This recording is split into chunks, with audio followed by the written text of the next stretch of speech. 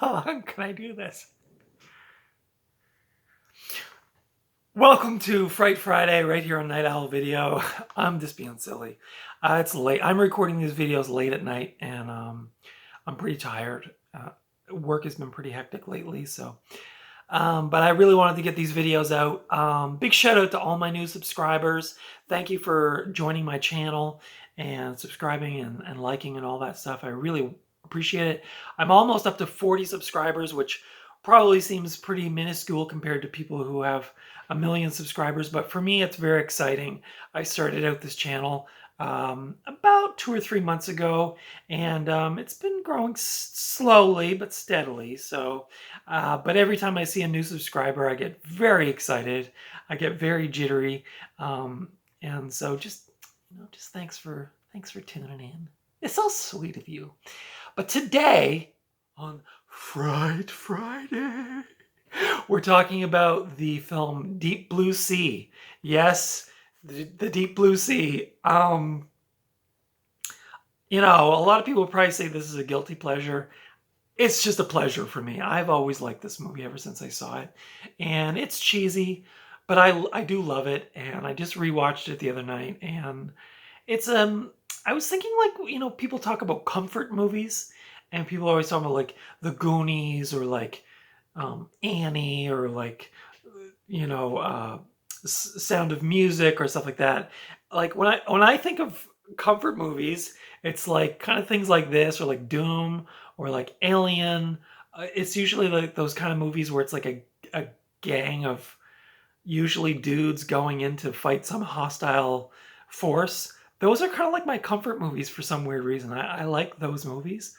And this is in that batch, I would say. It's also a fun summer movie. It's people in the water. It's I mean, I guess most of the film is in a stormy kind of setting, but I don't know. It's kind of a watery Jaws, those kind of movies. I like to watch those in the summer. You know what's another weird one I like to watch in the summer is Godzilla 1998. And I know that's another, like, people are like, oh God, no, but I think maybe I saw these movies in the summer, and maybe that's why I had that association with them. I guess I'm just realizing as I'm saying this, I'm a seasonal film buff. There's particular movies I like to watch during particular seasons. Anyway, I'm getting way off topic. Today we're talking about check out my Black Sabbath shirt. Cool, huh? We're talking about Deep Blue Sea. This is they call it a sci-fi horror. I'm calling it a horror sci-fi action from the year 1999. Yes, a long time ago. This is directed by an infamous director, Renny Harlin, who also directed A Nightmare on Elm Street Part 4, and he also directed Die Hard 2, among others. I've heard that name, like, in horror movie fan circles many times, or like action movie circles. I think he's pretty well known, and maybe for doing these kind of over the top, big budget Hollywood kind of action movies. I think this might, I don't, correct me if I'm wrong in the comments, but I feel like this might be did he do any other horror movies? I feel like this might be the exception, but I could be wrong again on that. Of course, except for Nightmare on Elm Street, but I think he did a lot of those, like, what was that other one? Cliffhanger? Was that it with Sylvester Stallone? I don't know. I'm clearly not a big Renny Harlin fan, although I am a fan of this film, so I guess I'm a Renny Harlin fan adjacent. This stars Saffron Burrows, Thomas Jane, who you may know from the 90s Punisher film, which I also thought was very good. I don't know if people like that movie. Samuel L. Jackson, I mean, we all know Sam, and he has a great scene in this film. It also has Michael Rappaport, and of course, we can't forget the mighty LL Cool J is in this. And just before I get into it, LL Cool J is really cool in this movie. I love him in this film. He's really fun, and Renny Harlin apparently forced Warner Brothers to put him in the movie, or let him be in the movie, because he felt that LL Cool J brought some warmth to the film, and boy does he ever. He's a really likable character in this film. So, but we'll get into that in a minute. So the synopsis of this film is: on an island research facility, Dr. Susan McAllister, played by Saffron Burrows, is harvesting the brain tissue of DNA altered sharks as a possible cure for Alzheimer's disease. When the facility's backers send an executive, played by Samuel L. Jackson, to investigate the experiments, a routine procedure goes awry and a shark starts attacking the researchers. Oh yeah, that other guy's in this too. Stellan Skarsgård is in this too, because he also gets attacked by a shark in a really funny way. But anyway, the shark starts attacking the researchers. Now, with sharks outnumbering their human captors, McAllister and her team must figure out a way to stop them from escaping to the ocean and breeding. Do I look like the shark? So that's the synopsis of the film. It's like a research facility in the middle of the ocean, and Samuel L. Jackson and the lady go out to the thing, and then the sharks. Basically, what they're doing is they're injecting some kind of protein into the shark's brain to make the brain grow bigger, so that they can harvest this DNA stuff out, so they can then give it to Alzheimer's patients. But the bad side effect is the growth hormone they give the sharks makes the sharks smart, and then they start kind of basically hurting this crew by destroying parts of this research facility and herding them into this one area. So it's kind of cool that way. I like that. I like the premise of that. This film was conceived by a person named Duncan Kennedy after he witnessed a real-life shark attack. Warner Brothers bought the script in 1994, 5 years before the film was released, but the film didn't go into production until 1996. Apparently, the original Warner Brothers script was to make the film more of like an action shoot 'em up kind of film, where I think it would be more like espionage kind of a thing. But I think Renny Harlin and the script writers wanted it to be more of like blue collar workers with no guns versus the sharks, and like in a survival kind of scenario. So, and to make it more of a straight up horror film. So that's what they went with. Harlan was given a budget of $82 million. In 1999, that was big money. And I think that was the biggest budget Harlan had had since Cliffhanger. Is that right? Cliffhanger? With the Sylvester Stallone in it? I don't know. I could be wrong. As you can tell, I'm not really an action movie person. I like some, like, Rambo and those kinds of ones, but I don't know a lot of those other ones. So anyway, Renny Harlin wanted to return this film to the big budget horror spectacle that was like The Exorcist, Jaws, Alien. And actually, when I read that, I kind of thought, yeah, this does kind of have like that Alien thing, right? With the blue collar workers on this vessel. And then, instead of aliens or xenomorphs, it's sharks in this case. So I got those vibes. And I didn't really, oddly enough, I didn't really pick up on that when I was watching it. But I did, once I read that, I was like, oh yeah, I can clearly see an homage there. Most of the film was shot in Mexico at the Fox Studios Baja Studios in 1998, with live shark scenes shot in the Bahamas. The Baja Studios is apparently where, or not apparently, it is where James Cameron did a lot of the filming for the film Titanic. You might have heard of that film. It was a little bit of a hit. Well, some people saw it.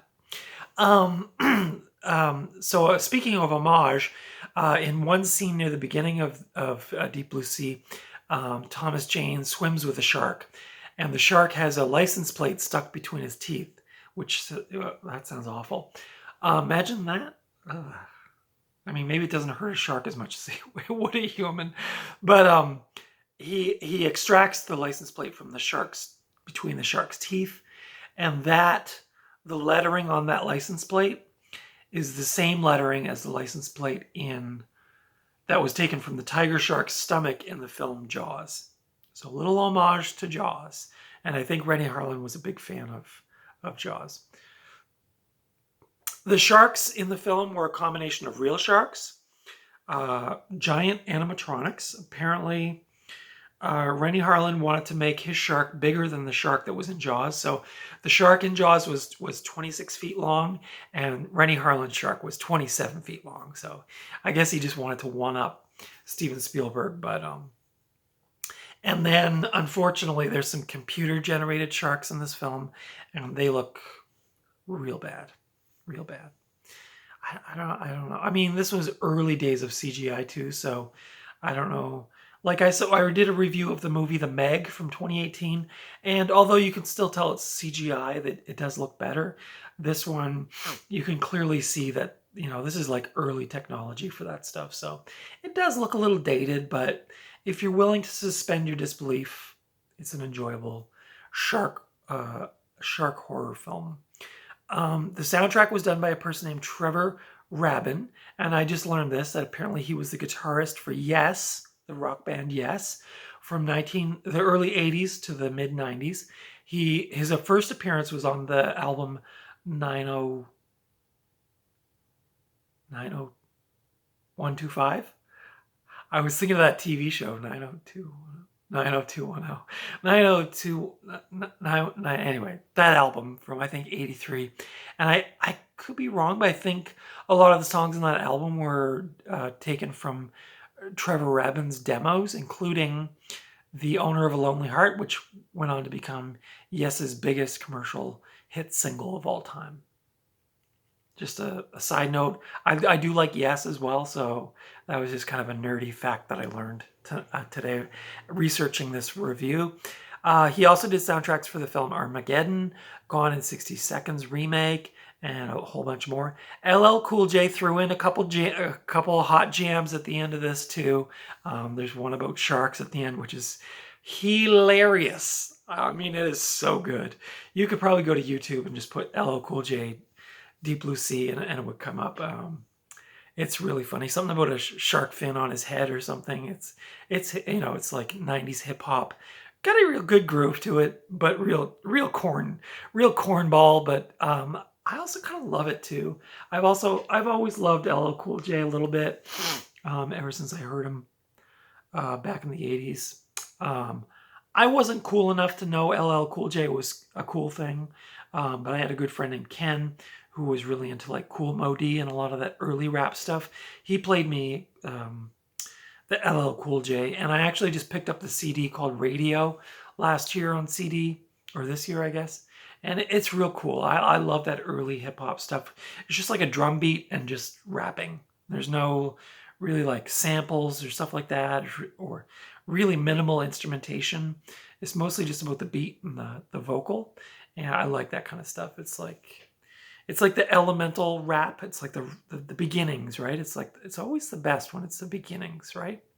Maybe that's why Jaws is so much better of a film than this one. But anyway, the film grossed $185 million, and that was impressive because I learned that this film was up against some pretty stiff competition at the time, including the Blair Witch Project, the original one, and M. Night Shyamalan's The Sixth Sense. All three of them came out around the same time. So that's some pretty stiff competition for Renny Harlin. But this movie made a whole bunch of money and was pretty successful.